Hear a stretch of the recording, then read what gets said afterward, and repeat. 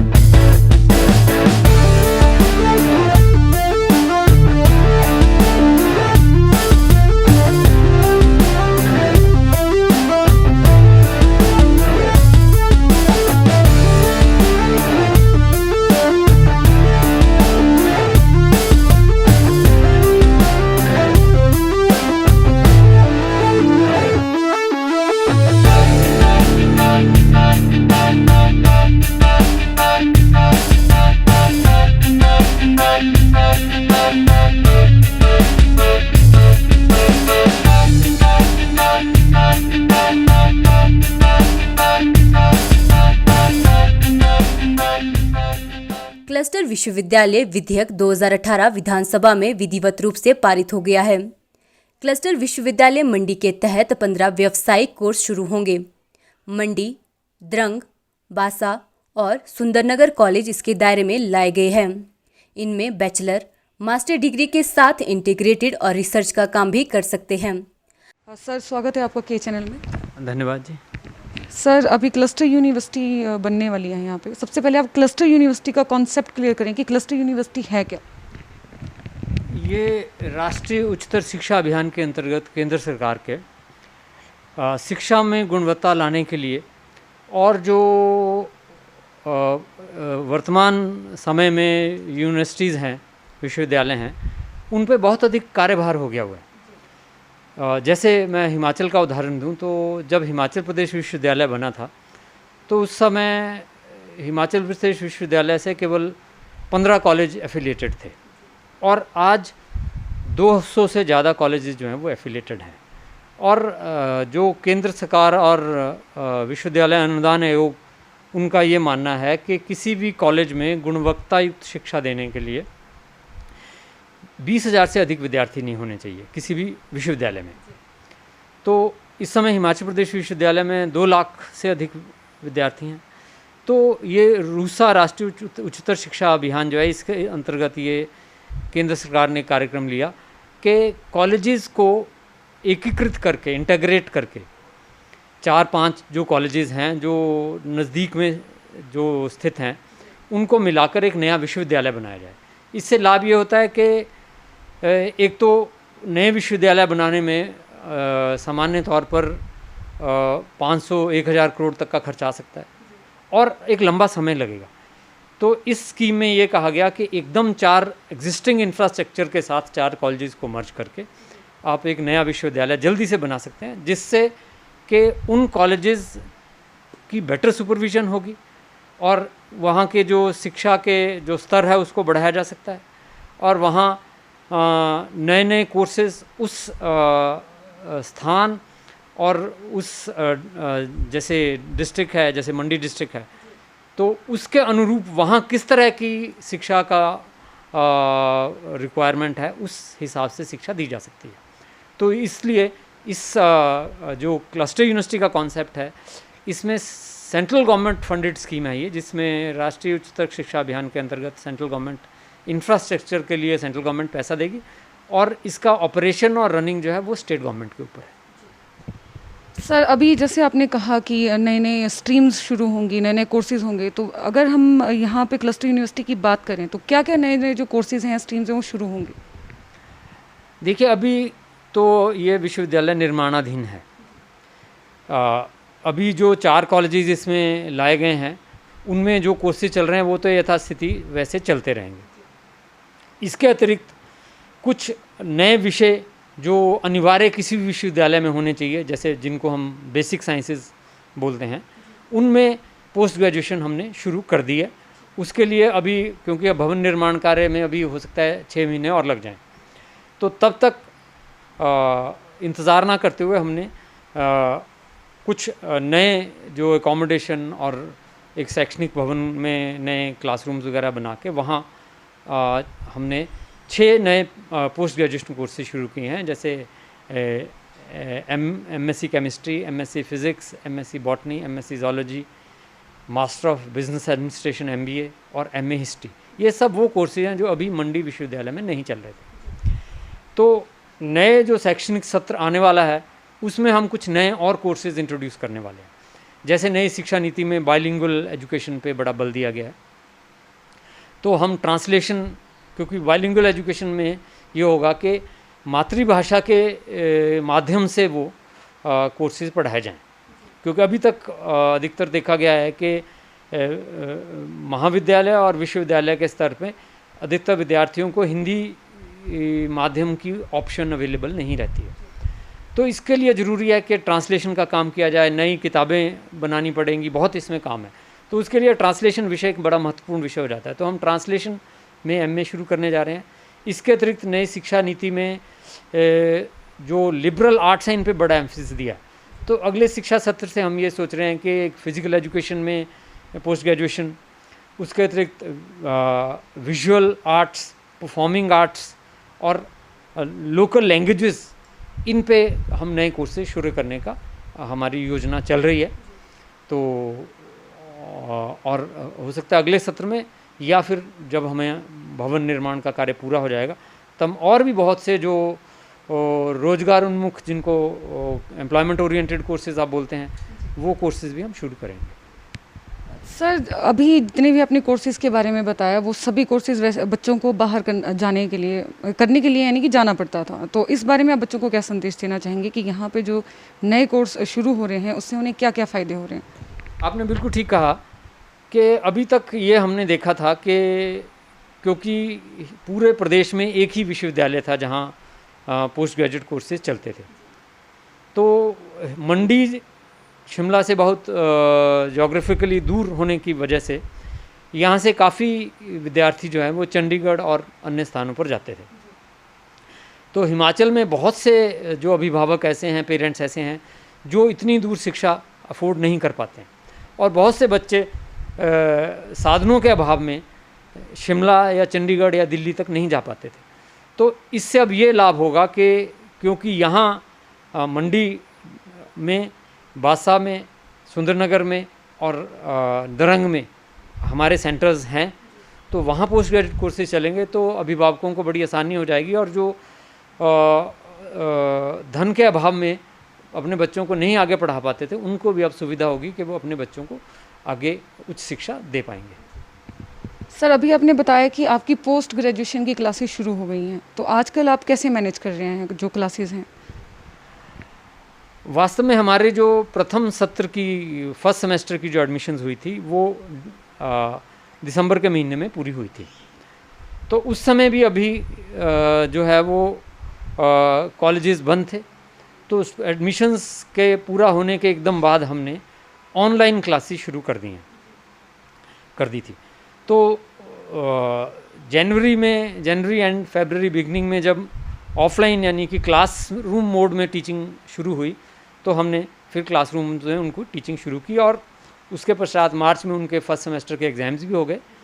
तो और अप्रैल महीने से फिर दोबारा, क्योंकि ऑनलाइन क्लासेस चल रही हैं, शिक्षण संस्थान सरकार के आदेश से वो बंद हैं, तो हमारी बड़ी इफ़ेक्टिवली ऑनलाइन क्लासेस चल रही हैं और बड़ी रेगुलरली और ट्रांसपेरेंट मैनर से वो सब काम हो रहा है, जिसकी प्रॉपर मॉनिटरिंग भी हो रही है। और मुझे यहाँ बैठे अपने कार्यालय में अपने मोबाइल फ़ोन से ये पता रहता है इस समय कौन सी क्लास लग रही है, किस सब्जेक्ट की लग रही है, और सभी टीचर जो हैं वो जब वो क्लास में जाते हैं ऑनलाइन तो अपना लिंक शेयर करते हैं और वो लिंक का मैसेज हमें भी आता है और अन्य सभी जो टीचर्स हैं हमारे उस ग्रुप में उन सबको जाता है।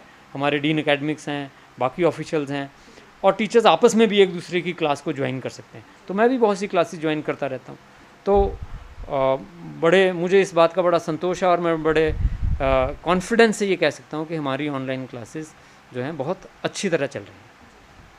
सर अभी जैसे वीजीसी कॉलेज है और क्लस्टर यूनिवर्सिटी यहाँ पे बन के तैयार हो रही है, तो क्या आने वाले समय में ये मर्ज हो जाएंगे?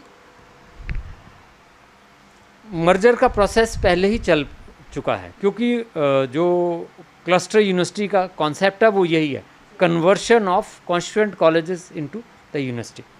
यानी कि ये 4 कॉलेजेस जिनका मैंने आपको नाम बताया ये कॉन्स्टिट्यूएंट कॉलेजेस हैं, तो इनको मर्ज करके ही यूनिवर्सिटी बननी है। यूनिवर्सिटी का इन कॉलेजेस के अलग कोई अस्तित्व नहीं है।